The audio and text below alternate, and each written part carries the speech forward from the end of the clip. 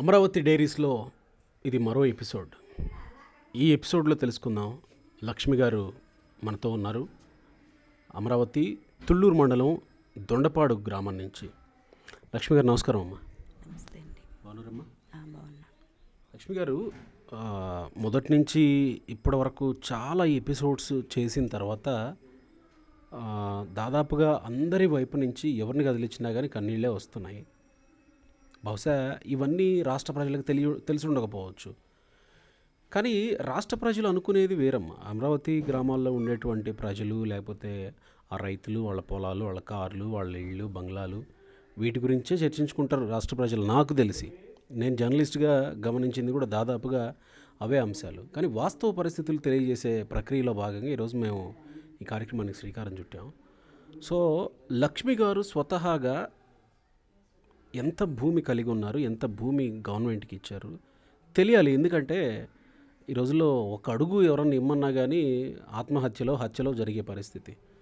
మీకు ఎంత ఉండేదమ్మా, ఎంత ఇచ్చారు గవర్నమెంట్కి?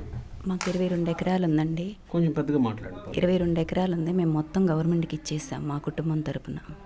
అంటే ఒక్క మీకు మాత్రమేనా, లేకపోతే మీ మామయ్య గారు వాళ్ళ అన్నదమ్ములు వీళ్ళందరూ కూడా? మా బావగారు, మేము మొత్తం 3 అన్నదమ్ములండి. ఓకే. మా 3 అన్నదమ్ముల కింద 22 ఎకరాలు ఉంది. మొత్తం ఇచ్చేసాం. మాకు నిమ్మ తోట ఉంది. ఓకే. మొత్తం ఇచ్చేసాం. మాకు ఇక సెంటు భూమి అనేది లేదు. అంటే గవర్నమెంట్ ఇచ్చే 25% అన్నా మీకు చెందిందా? అది ఇచ్చారా? రిజిస్ట్రేషన్ అయిందా? అయింది, కానీ మేము ఇంకా చేయించుకోలేదండి. రిజిస్ట్రేషన్ చేయడమా, లేకపోతే అక్కడికి వెళ్ళి ఏమన్నా వ్యవసాయం చేసుకునే పరిస్థితి అయితే లేదు కదా? ఒకవేళ ఆ 25% లేదు అసలు. వ్యవసాయం మా భూమిలో ఎక్కడో కూడా మాకు తెలియదు. మీరు వెళ్తుండే వాళ్ళ ఇంతకుముందు మీకు పొలం ఉన్నప్పుడు? పొలం ఎప్పుడు వెళ్ళలేదండి. అందరూ మగాళ్ళే వెళ్తుండే వాళ్ళ? మా వారు వెళ్తారు. మా బావగారులు ఇద్దరు జాబ్ పర్పస్గా ఉంటారు బయట. Okay okay okay. మా వారు ఒక్కరే ఇక్కడ వెళ్ళి పని చేయిస్తాం. ఏం పండేది మీ పొలంలో? మాకు జొన్న, మిరప, పత్తి, వరి, మొక్కజొన్న, ఓకే, నిమ్మ, ఓకే, అరటి, అలా మొత్తం. అసలు అది సంవత్సరానికి ఒకసారి? సంవత్సరానికి 3 పంటలు పండిస్తాయి. సంవత్సరానికి 3 సార్లు పండుతాయి అవి కూడా? మాకు చేలో బోర్లు ప్లస్ కృష్ణ పక్కనేను. Okay okay. రాయపూడికి దగ్గరలో. సో అది మొత్తం ఇస్తున్నప్పుడు మీ వారు మీరు డిస్కస్ చేసుకున్నారా? ఎట్లా అనిపించింది అంత మొత్తం ఒకసారిగా గవర్నమెంట్కి ఇచ్చేసేయాలంటే? అంటే పిల్లల భవిష్యత్తు కోసం అండి. ఒకప్పుడు మనకి భూమి లేకే కదా, హైదరాబాద్ నుంచి డివైడ్ అయి ఉన్నప్పుడే కదా, ఏమీ లేక రాష్ట్రం కోసం. సరే మా వారు అన్నారు, పక్కన చూసాం కదా హైదరాబాద్ డెవలప్ అవటం, వాళ్ళ అన్నయ్యతో డిస్కషన్ చేసి మంద కూడా అలా ఇది 25% అయినా మనకి ఇబ్బంది ఉండదు అన్నయ్య అని చెప్పి వాళ్ళు 3 మాట్లాడుకొని ఇచ్చుకున్నారు. సో అప్పుడు వాళ్ళు ఏంటి, ఎట్లా కన్విన్స్ అయ్యారు వాళ్ళు అసలు ఎప్పుడు వాళ్ళ తమ్ముడికి ఎదురు చెప్పరండి. ఏదన్నా అదే, నీ ఇష్టంరా, మేము ఇక్కడ ఉన్నాం, మేము చూసుకోం కాబట్టి ఇక్కడ వీళ్ళని బట్టి ఏదైనా నువ్వు చూసుకో అంటారు. ఏమనుకున్నారు మీరు? గవర్నమెంట్కి మనం భూములు ఇచ్చేసిన తర్వాత మనం ఎట్లా ఉండొచ్చు అని అనుకొని ఉంటారు కదా మన పిల్లలు. అంటే మా బావ ఇప్పుడు యూఎస్ఏలో ఉంటారండి, మా రెండో బావ వైజాగ్లో ఉంటారు. అలా నా పిల్లలు బయటికి వెళ్ళరు. ఇప్పుడు ఆ యూఎస్ఏలో ఉన్న మా బావ కూడా ఇక్కడ డెవలప్ అయితే ఇక్కడికే వస్తారు కదా. అవును కదా. అందరూ ఒక ఇంట్లో ఒక కుటుంబంగా కలిసి ఉంటారని మేము అలా అనుకొని ఇవ్వటానికి సిద్ధపడ్డాం. ఓకే. ఇక బయట పిల్లలు కూడా ఇప్పుడు ఇక్కడికే వచ్చే జాబ్ పర్పస్ మీద ఉండొచ్చు కదా. అక్కడి నుంచి వచ్చేద్దాం అనుకున్నారు, ఇక్కడ డెవలప్ అవ్వాలని అనుకున్నారు. ఇప్పుడు రావాలన్నా కూడా అంతే చెప్పారు. ఇప్పుడు మా వాళ్ళు అన్నదమ్ములు మాట్లాడుకుంటారు. ఇప్పుడు రావాలన్నా కూడా అంత ఇంట్రెస్ట్ చూపించట్లా. కరెక్టే. అంటే దాదాపు రాజధానికి ఇచ్చేసి మీరు ఒక 5 years తర్వాత కదా ఈ పరిస్థితి జరిగింది. 5 yearsలో వచ్చే ప్రయత్నం వచ్చేళ్ళారు. మా అత్తయ్య చనిపోయినప్పుడు ఏడూరుకి వచ్చి ఇక్కడే ఉంటాము. ఇక బాగానే ఉంది, బాబుగారు వస్తే డెవలప్ అయింది, ప్లస్ మనం కష్టపడి పైకి వచ్చాము. అలానే ఇంకొక పిల్లలు ఎవరు కష్టపడకుండా ఇక్కడ అమరావతి ఇక్కడే ఉంటే డెవలప్ అయింది, బయట పిల్లలు కూడా ఇక్కడికి వచ్చి బాగుపడతారు అని మేము చూసాం. నాకు మీకు భూమి గురించి ఎంత తెలుసో నాకు తెలియదు, కానీ దాని విలువ గురించి 30 సెంట్లు ఇచ్చేవాళ్ళు, అరెకరం ఇచ్చేవాళ్ళు, ఎకరం ఇచ్చేవాళ్ళు, సరే ఎకరమే కదా, లేకపోతే 30 సెంట్లే కదా, అరెకరమే కదా అని ఇచ్చి ఉండొచ్చు. కానీ 22 ఎకరాలు ఇవ్వాలంటే మీకేం అనిపించలేదా? అంత పొలం ఇస్తున్నప్పుడు ఎవరికన్నా ఊరికే ఇమ్మంటే ఒక అడుగన్నా ఇచ్చే పరిస్థితి ఉండదు కదా. అంటే మిమ్మల్ని కాదు, సహజంగా మేము ఇల్లు కట్టుకునేటప్పుడు పక్క వాళ్ళతో 2-3 గజాలకి ప్లేస్ పేచి వస్తేనే మేము 8 వేలు ప్రహరీ కట్టకుండా అలా ఆపేసాం. 8 ఏళ్ల పాటు ప్రహరీ కట్టకుండా అలా ఆపేసాం. తీరా ఇక ఇట్లా కాదులే అని చెప్పేసి మేమే తప్పుకొని మేమే ప్రహరీ మా దాంట్లోకే జరుపు కట్టుకున్నాం. దానప్పుడు మా వారు సఫర్ అయ్యారు, ఈశాన్యం తగ్గుతుంది. సో అంటే ఆ విషయంలోనే అంత సఫర్ 8 ఏళ్ళు వెయిట్ చేసిన వాళ్ళు 22 ఎకరాలు ఇస్తుంటే మీకేం అనిపించలేదు? ఎందుకు అనిపించదండి, చాలా బాధ అనిపిస్తుంది. కానీ మన కోసం, మన భవిష్యత్తు కోసం చూసుకుంటే ముందు పక్క వాళ్ళు ఇస్తారు కదా, మనకన్నా ఇంకా పెద్ద రైతులు ఉంటారు, వాళ్ళు ఇచ్చినప్పుడు కూడా మనం చూద్దాం. కానీ ఫస్ట్ మా వారు వచ్చి అడగంగానే అసలు మా ఇంటికి నారాయణ గారు అలా వాళ్ళు వచ్చారండి, మంత్రి గారు వచ్చారా? ఓకే. శ్రావణ్ కుమార్ వచ్చారు 2 సార్లు వచ్చినా ఇక మా వారు ఆలోచించకుండా ఇద్దాం, పక్కన డెవలప్ చూసాం కదా ఇద్దాంలే అనుకున్నారు. ఏం చెప్పారు వాళ్ళు వచ్చి? ఇక్కడ డెవలప్ అయిద్దమ్మా, మీకేమీ ఇబ్బంది అనిపించదు, మీరు ఇవ్వండి, పక్కన మేము చూస్తున్నాం కదా, మీకు అసలు ఏ కోచాన నష్టం ఉండదు, 5 కోట్ల మందికి అమ్మా, మీ పిల్లల కోసమే కాదు మిగతా పిల్లల కోసం కూడా ఆలోచించుకోండి అని ఇంట్లో లేడీస్కి చెప్పారు. Okay okay okay. లేడీస్ ద్వారా కన్విన్స్ అయ్యేలాగా ప్రయత్నించారు, చేశారు. అంటే మాదేముందండి, పెద్ద రైతులు ఇంకా ఉన్నవాళ్ళు ఇచ్చిన వాళ్ళు ఇస్తారు కదా, మగవాళ్ళు చూసుకుంటారు, మాకు తెలియదని ఫస్ట్ వాళ్ళు 1-2 సార్లు వచ్చినప్పుడు కూడా మేము అసలు బయటికి రాలే, పని వాళ్ళతో మంచినీళ్ళు పంపించాం, కాఫీ డ్రింక్ పంపించాము. 3వ సారి వచ్చినప్పుడు కాదు మేడం గారు మీతో మాట్లాడాలంటే అప్పుడు వచ్చాం. ఓకే. అంటే స్టెప్ బై స్టెప్ కన్విన్సింగ్లో రకరకాల మెథడ్స్ ఉపయోగించుకుంటూ వచ్చి చేశారనమాట. అంటే ఇంత పొలం ఉంది కాబట్టి లక్ష్మి గారు వాళ్ళు చాలా ఉన్నతమైనటువంటి వాళ్ళు, వాళ్ళకేం సమస్య, ఇప్పుడు ఉద్యమం చేయాల్సిన అవసరం వాళ్ళకేంటి, వాళ్ళందరూ యూఎస్లో సెటిల్ అయిన వాళ్ళు, వైజాగ్లో సెటిల్ అయిన వాళ్ళు, వాళ్ళకేంటి ఉద్యమం చేయాల్సిన అవసరం అనే ఒక ప్రశ్న ఇప్పుడు మన ఇంటర్వ్యూ చేసే వాళ్ళు కూడా అనిపించవచ్చు. కానీ మీ లోపలుండే బాధ ఏంటి అసలు దాని మీద, ప్రజలు ఇట్లా అనుకుంటున్నారా అనేది కూడా ఒకటి ఉంటుంది కదా. మే 18న నా చీర కూడా లాగారు, మదర్స్ డే రోజు సచివాలయం దగ్గర మందడంలో ఆ కంప్ మీద పడి లాగారు పోలీసులు, లేపి పక్కన కూర్చోబెట్టి మంచినీళ్ళు పట్టారు.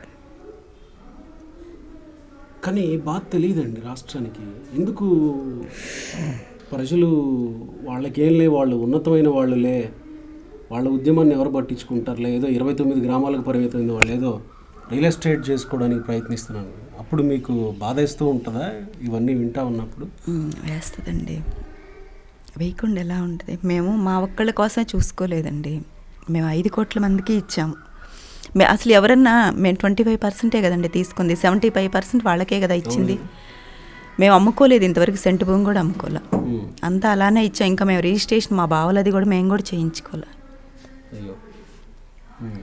కానీ అమ్మ, మీరు ఏం జరిగిందో చెప్పడానికి కూడా భయపడుతున్నారు అంటే ఒక మహిళగా ఖచ్చితంగా సిగ్గుపడాల్సినటువంటి అంశాలు అలాంటి పరిస్థితులు జరిగాయి. ఎందుకు జరిగింది అంతలా చీరలాగే పరిస్థితి ఎందుకు వచ్చింది అక్కడ? మరి మేము మామూలుగానే అసలు అమ్మవారి గుడికని బయలుదేరామండి, బయలుదేరితే అమ్మవారి గుడికి పోవటానికి లేదని చెప్పేసి ఇక్కడ ఆపేశారు రాయపూడి పెట్రోల్ దగ్గర. ఆపేస్తే అక్కడ వాళ్ళ నాన్న కొట్టి 2 సార్లు బస్ ఎక్కిచ్చారు. మా పాప వచ్చింది, ఏంటి మా నాన్న కొడతారు అని. తను ఆ రోజు సెకండ్ సాటర్డే, శనివారం ఆదివారం వస్తే తన ఇంటి దగ్గర ఉండి మాతో పాటు గుడికి వస్తానని వచ్చింది. మేము కాలినడకని వెళ్తుంటే వాళ్ళ నాన్న ఎక్కిచ్చారని అడ్డుపోయేసరికి మా అమ్మాయిని కొట్టారు, పాపను కొట్టారు. పాప కాళ్ళ మీద, చేతికి, ఇక్కడ నెక్ మీద దెబ్బలు తగిలితే వాళ్ళు ఇక పట్టించుకోలేదు, అసలు తోసేశారు, నన్ను కొట్టారు, నన్ను లాక్కెళ్ళిపోయారు. మా వారిని 3 సార్లు కొట్టి బస్సు ఎక్కిచ్చారు. మా నాన్న ఎక్కడికో తీసుకెళ్తారని గొడవ చేసింది మా పాప 2 సంవత్సరాల క్రితం. ప్లస్ మా అబ్బాయి ఏం పరిగెత్తి పెట్రోల్ బంక్ వెనకాల గోడ చాటుకి పరిగెత్తాడు, చిన్నపిల్లాడు, 4వ సంవత్సరం అప్పుడు. అయ్యో. ఓకే. చాలా రకాలుగా అండి. ఆ రోజు మేము మీతో పాటు వచ్చారా? మేము 4 కలిసి.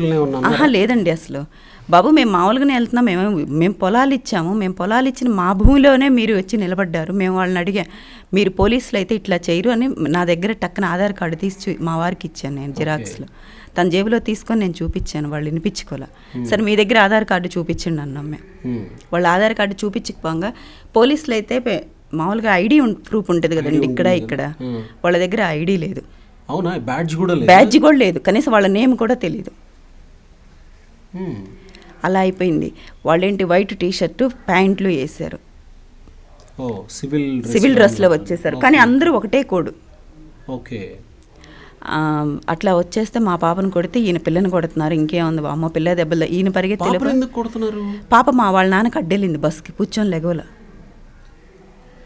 మా నాన్న తీసుకెళ్ళడానికి ఇల్లు లేదని పాప బస్కి అడ్డం వచ్చింది. పాపని కూడా కొట్టారు. ఢిల్లీ నుంచి ఆవిడెవరో వచ్చారండి, స్పెషల్ పార్టీ వస్తే ఆవిడ అసలు మా దగ్గర తుళ్ళూరు మేము శిబిరంలో కూర్చోబెట్టారు, కట్లు కట్టించి. వాళ్ళు గవర్నమెంట్ హాస్పిటల్లో ప్రూఫ్స్ తీసుకొని కట్లు కట్టించి కూర్చోబెడితే ఆమె జస్ట్ ఒక 2 minutes అలా వచ్చి వెళ్ళిపోయింది. కనీసం అసలు ఏంటి ఎలా జరిగింది. అప్పుడు తను శ్రీ చైతన్య స్టడీ మా పాప, తనే లేసి ఇంగ్లీష్లో. ఢిల్లీ నుంచి వచ్చింది ఎవరు? లోకాయుక్త అండి ఆవిడ. నేను ఇంకా పోలీసులు ఏమో కాదు లోకాయుక్త వస్తే వాళ్ళు దెబ్బలు తగిలిన వాళ్ళతో మాట్లాడాలని గల్లా జయదేవి గారు తీసుకొస్తే ఆవిడ అసలు లోపలికి రాలా. సరే ఆయన కన్వీనియన్స్ చేసి కారు దగ్గర తీసుకొస్తే ఆమె కరెక్ట్గా 5 minutes ఉండెళ్ళారు. అవునా? అప్పట్లో వార్తలు కూడా చూసాను నేను. యశస్ని నువ్వు లేచి మాట్లాడన్నారు. మా పాప అంతా ఇంగ్లీష్లో స్పీచ్ చెప్తుంది. ఆమె అసలు ఇన్నే టైం కూడా ఇలా. లాయర్ కోటేశ్వరి గారు, గల్లా జయదేవి గారు ముందు పాపం వీళ్ళ సమస్య మీరు అడిగి తెలుసుకోండి అంటే సరే మాకు రిపోర్ట్ వచ్చింది, ప్రూఫ్స్ మా దగ్గర ఉన్నాయిలే మేము చూస్తామని వెళ్ళారు. ఏం జరిగి ఉంటుంది అనుకుంటున్నారు మీరు? ఈ కాలంలో ఇక ఏదైనా అమ్ముడుపోయి ఉంటారండి. పై వాళ్ళు వైసీపీ వాళ్ళు ఊరుకొని ఉండరు. నేనైతే అదే అనుకున్నాను. ఎందుకంటే అండి చిన్నపిల్ల దెబ్బలు తగిలినాయి, మేమే ఎక్కడికి చేయలే. ఇప్పుడు మా పొలాలు మమ్మల్ని వేసుకోమంటారండి, మేము ఎలా వేసుకుంటాం అన్నారు. మా తీసుకొచ్చారు. మా పొలాల్లో హైకోర్టు కట్టారు, మా పొలాల్లో సచివాలయం కట్టారు. ఎక్కడిదాకా మా పొలాల్లోనే మాకు సీడ్ యాక్సిస్ రోడ్డు పడింది, దొండపాడు టు రాయపూడి.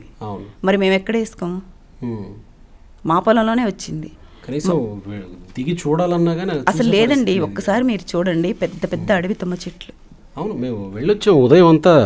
ఎక్కడ ఏమేమి వచ్చాయి, పూర్వం పొలాల పరిస్థితులు ఎలా ఉన్నాయి అనేది చూస్తే మొత్తం అంతా గోతులు తవ్వి ఉన్నాయి, ఎక్కడికక్కడ రోడ్లు వేసి ఉన్నాయి.